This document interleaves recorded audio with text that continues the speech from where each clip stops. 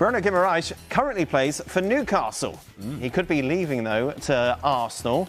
Don Hutchinson is a big Newcastle fan. How do you feel about this bid being turned down, Don? Happy days, and it will not go through at 55 million quid. I mean, they've lowballed Newcastle like you wouldn't believe. And I can't tell you, Dan, how much Newcastle fans adore Bruno Guimaraes. They can get on board with selling Anthony Gordon. They can get on board and selling Tonali because he wants to go. But not in a million years is he going to Arsenal for 55 million quid. Elliot Anderson's going for 130 to Man City. Right. 55 million to Arsenal. This seems to have made you quite angry. It's just the biggest low ball ever. What did you call Bruno Guimaraes yesterday? A talent. No, what? No, I retracted that. What kind of talent No, was he? I retracted it. Oh. I said generational and I retracted the Oh, generation. I see. You got a bit excited. I got excited. Dan, they'd rather sell the Tyne Bridge than sell him. So, Tyne Bridge is a big bridge in Absolutely. Newcastle. Elliot Anderson, 130 million. It's incredible. But that's bonkers. Yeah, but money's money. And if they are going to Newcastle sell... had to sell him, by the way, because of PSR for 35 million Yes. quid. Right. So, but they can get on. Tonali wants to leave. So who would he replace in that Arsenal starting 11? I mean, who plays in there? I mean, he gets the team. Zubimendi, yeah. Lewis Skelly. Yeah. Yeah, I don't think he goes there, Dan. I think the Tonali one's interesting because Spurs have come in with 80 last week and Newcastle flat. Newcastle are just a selling club, aren't they? That's what we are at the minute. But the Tonali one's interesting because Spurs bid 80 million last week. And then they left it. Newcastle said no, absolutely not, because Elliot Anderson's 130, we need over 100 million quid. Spurs then left it, come back 5 days and went, how about the 80 million quid that they bid 5 days ago? Newcastle went, no, we told you 5 days ago, you're not having him. So the feeling is, my feeling is, that Tonali's agents are using Tottenham for the bid. He'll end up going to Arsenal, or he'll end up going to Man City. Not a chance does Bruno go for that fee. God, I have no idea what's going on. There's a World Even more Cup. so than usual. I'm so focused on World Cup. Basically, sell them all, but not Bruno. Right, OK. Thank God you're here, Don. I want to get back on the World Cup thing here. Ali, leave. That's it. All Ali's right, at Sports thank you. Centre at the top of the hour. Be sure to join him for that. We'll be back at 10 o'clock. It's like Scotland will not be going through to knockout stages unless a lot of permutations go their way, which look very unlikely indeed. No, I think they're already out, are they not? There's some... They're gone. They've dropped down to ninth. Yes. Which, unless they can somehow miraculously go up, climb back up. And look, if you'd have said to me, and most people before the tournament, how many points are they going to get? Yes. I would have said 3 at best. The Haiti game, which they were considerably lucky to get in the end because Haiti were putting them under pressure. It could easily have been a point or worse.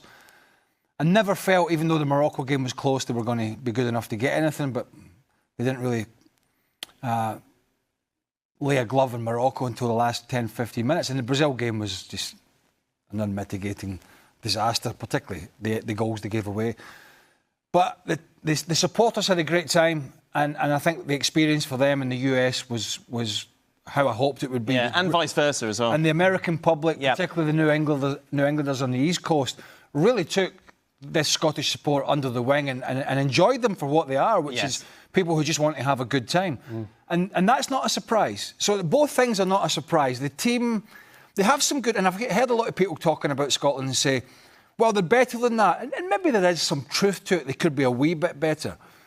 They have some good players. They don't have enough good players. And when you put the squad together that gels together, it's not a very good team. Some decent individuals, and by the way, the really good individuals didn't play particularly well, particularly Scott McTominay, who scored all these wonderful goals, who won a title in Italy for Napoli, who's the darling of Naples these days, and he barely kicked the ball. So when you look at it, and as I said the other day in the show, they don't deserve to go through, and they haven't gone through, but I'm really pleased the supporters have had a great experience, and the American public have enjoyed having the Scots here. I'm not sure how much you've kind of picked up on the media here, Don. It's been all over the news. All over social media. About how the Scots have very much embraced Boston and drank them dry. Yeah, drank them dry, but not in like a hooligan way. Like at Fenway Park, fantastic scenes there. Filled out the stadium, didn't they, there? It's been a fantastic experience for... Well, that's what they are. They love a good time, but they're friendly with it. They create a really good atmosphere. Just on the back of the performances, I'm not stunned that Scotland have gone home. It's the manner. It's the manner of not having a go. There's a reason why we watch Curacao, we watch Cape Verde, we watch... Yeah, Haiti as well. Haiti did great against We watch minnows play, but you can latch onto them because they came here and they had a go. Yes. It's like Scotland, they beat Haiti, and I still can't believe that Steve Clarke thought it was a good idea to go defensive against Morocco and trying to attack Brazil. I mean, why wouldn't you just try and go and attack Morocco off the back of the Haiti win and go, do you know what, we might get beat, but we might draw, and we draw and we go through. But if you're going to go out, if you're Scotland, especially Scotland, go and try and die on your shield. Right. It's so disappointing. Fall on your sword.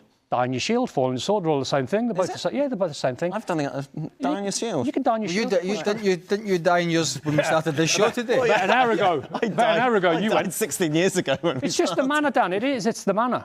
It's the manner of not having a go and not laying a glove and being fearful after all the hard work of getting to a World Cup, and then you bottle it and you choke. Right.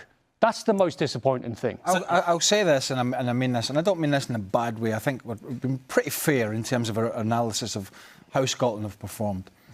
There's a few teams, and this is just the way it is, and you can get upset with this or you can agree or disagree, I don't care. There are a few teams that I don't really want to watch, unfortunately, in this World Cup or go any further, and one of them is Scotland. Yeah.